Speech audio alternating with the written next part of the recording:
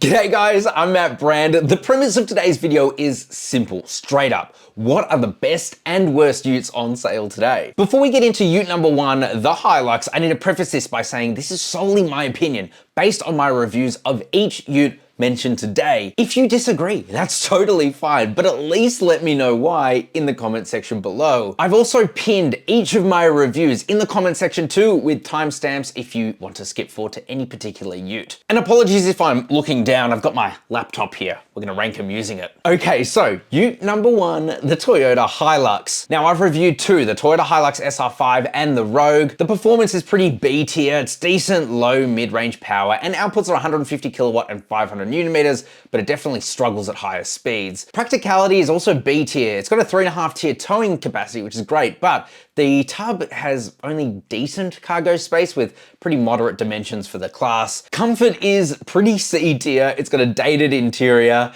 and tech and safety is B tier, solid safety features-ish with mixed tech features. The value is also B tier. It's competitive pricing, but it lacks certain features, though to be fair, it does hold its value pretty well. So yeah, overall, I'm putting this as a B tier. I think it gets the fundamentals just right, but it really doesn't excel in anything. All right, next up is the Ford Ranger Wildtrak V6. The performance is S tier. Its highest power and torque at 184 kilowatt and 600 Newton meters of pure diesel power. Practicality is also pretty S tier. 3.5 ton towing capacity. The tub is spacious with ample width and impressive depth. Comfort is A tier. It's got a tech-laden interior. And tech and safety is A tier too. It does have extensive tech and safety features, but I've experienced quite a lot of glitching with the technology in there. And then in terms of value, I'm gonna give it an A tier. Substantial capabilities and features, but it's certainly not the cheapest. So overall, I think it's pretty clear the Ford Ranger, it goes up into S tier. It's pretty damn awesome. Okay, the Ford Ranger Raptor. This one might surprise you. So the performance is clearly S tier. It's 292 kilowatt and 583 Newton meters from a twin turbo 3-liter V6 petrol.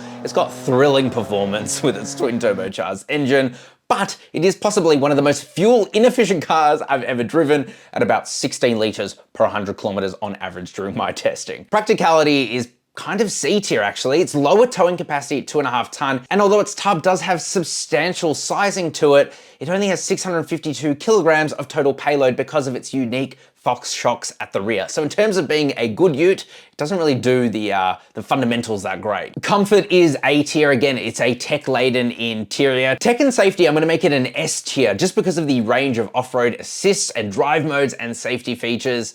Even though it does have the same laggy infotainment as the standard Ranger, it's a step up in the Raptor for sure. And then value, this one's tough. It's bordering on B or A, but I'm gonna give it an A because it is high performance, enhanced tech, and it just makes you feel so special. So let's drag it up into A. It's a pretty solid spread there. Ooh, the Isuzu D-Max. Look, performance is pretty B, A tier. I'm gonna give it an A. It's smooth shifting, it's got okay power at 140 kilowatt and 450 Newton meters, and it drives like a car, although the engine is a bit rattly. Practicality is pretty A tier. 3.5 ton towing capacity, the tub is pretty sizable, and cargo space features a reasonable width and depth. Comfort is A tier. Premium feel on the inside, which they clearly paid a lot of attention to. It doesn't feel though quite as nice as a Ford Ranger.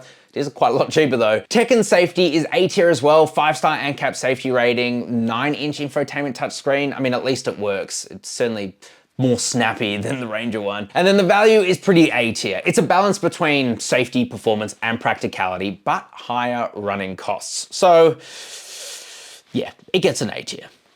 That should be pretty clear. Oh God, the Toyota Land Cruiser 79. Look, performance and handling is B tier, okay? It's got a 4.5 liter turbo diesel V8 engine with 151 kilowatt of power and 430 Newton meters of torque. It is one of the slowest utes I've ever driven, but it does have excellent off-road capabilities and it is also proven reliability. Practicality and towing capacity is S tier. It's got a huge tray, up to 3.5 tons of towing capacity and 3.51 ton GVM, which smokes everything else. The comfort and interior quality is C tier. It's reminiscent of the 90s. It's filled with hard plastics, no frills. Tech and safety features, again, is pretty C tier. It does include a radar for updated safety features, but that's it, and lacks advanced tech, and also that's only on the single cab. Value for money is, I gave this one an A tier, and I'll tell you why. It's pricey at around 74,000 Australian Australian dollars. But it does have longevity going for it, and its off-road prowess might just justify its price tag, not to mention it probably holds its value the best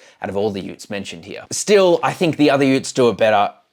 It's going into C. That's not to mean I don't like it. I'm just saying, like, as a ute, yeah. A few moments later. This one's really hard. I'm genuinely debating, do I put it in B or C? A part of me just thinks it should go in C because for most people, it's not the right ute for you. But then in terms of B, you know, it does have that kind of cult following. Ooh, I'm gonna put it in C, but don't at me, watch my full review of it before you do so. Okay, the Mitsubishi Triton GSR, one of the most criminally underrated utes. Performance and handling is pretty B tier though. 2.4 litre turbocharged diesel only puts out 133 kilowatt and 430 newton meters of torque. It does have a really good permanent four-wheel drive system, but a lot of utes now are coming out with that. Practicality and towing capacity is also pretty B tier. It only has about 3,100 kilograms of brake towing capacity and a pretty decent payload capacity. And the tub is an adequate size for everyday use. Although there is a caveat there, they've kept extending out the tub. And so the back wheels are a bit too far forward. So if you put too much weight in the back, it can make for a pretty seriously imbalanced ride. So a few issues there. Yeah, it's not looking too good for the Triton so far. There will be a new Triton though, so make sure you subscribe to the channel. I promise you I'll be there when it comes out. And then comfort and interior quality, it's B tier. Look, it's a simple and functional interior with pretty durable materials. Tech and safety features though, it's pretty C tier. The smaller 7-inch infotainment screen is really average, and it does support Apple CarPlay and Android Auto, so I guess that's bare minimum. ANCAP is unrated though because it has expired. It's getting old. And then value for money, S tier. It's reliable, it's affordable, it's got a 10-year or 200,000 kilometer warranty, and I think it's a great lifestyle ute. So that one is gonna go into B tier as well. Oh, the GWM Ute Cannon X. Look, the performance and handling is pretty B tier. It's a 2-litre 4-cylinder turbo diesel with an on-demand all-wheel drive system, but it has the lowest outputs of any of these utes. Practicality and towing capacity is pretty B tier as well. Actually, I probably would have given it a C tier for its towing. It's only 3 tons, but the tub is one of the widest and deepest. It's also got really good features in it, like an integrated step. So it goes back up to a B. The comfort and interior quality is S tier. Get inside of one of them, it'll blow your mind. Soft touch materials. You get diamond quilted leather, adaptive cruise control, and lane keep assist, which kind of goes into the tech and safety features, which is pretty A tier too. 360 camera, although it does have a pretty unintuitive digital instrument cluster. In fact, I'm gonna make that a B tier. I don't like that. Value for money though is S tier. It's around 44,000 Australian dollars, a 7-year warranty with 5 years of roadside assist. If you don't like it, you're probably just biased. So I'm gonna put that one, it's going in A. Okay, so Mazda BT50. Look, the performance and handling is the same. It's A tier, and it's the same as the Isuzu D-Max, because it essentially is an Isuzu D-Max. So it's got the same 3-litre 4-cylinder turbo diesel, smooth 6-speed automatic transmission too, but it is again a little bit rattly and doesn't have class-leading outputs. Practicality and towing capacity is pretty A tier too. It's also got a really usable tub and a broad and deep cargo space with a 3.5 ton towing capacity. Comfort and interior quality, again, is A tier. It's a little bit nicer even than the Isuzu D-Max, It's just got slightly more soft touch materials on the inside. And tech and safety features, again, A tier. The 9-inch infotainment display works. I love the roof speaker system, and it's got a 5-star ANCAP safety rating. However, the value for money is not as good as an Isuzu D-Max because Isuzu seem to always have a sale on their cars.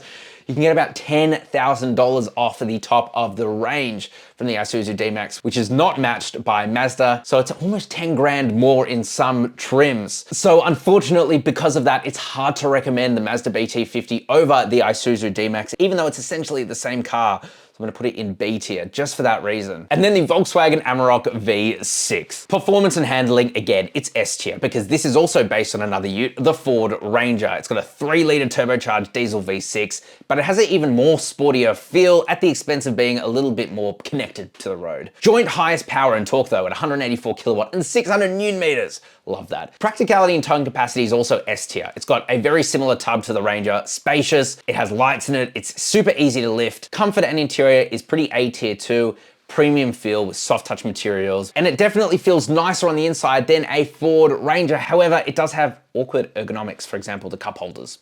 weird angle. Tech and safety features are pretty S tier. You got matrix LED lights on some grades and a large infotainment display that works better than the Ford Ranger. And its value for money is also A tier, but it's not quite as good value for money as the Ranger. If you want to learn more about that, you can go watch my comparison review. Still, it definitely goes up into S tier because just like the Ford Ranger, this thing is top of the class. Now, you may have noticed there are 3 utes that aren't on this list: the Nissan Navara, the SsangYong Musso, and the LDV T60. Even though I have driven all of these, I haven't filmed a review on them yet, so it just wouldn't be fair for me to judge them in the same way. But what I want to know from you is, do you agree with where I have placed these utes, and where would you place the Nissan Navara, the SsangYong Musso, and LDV T60?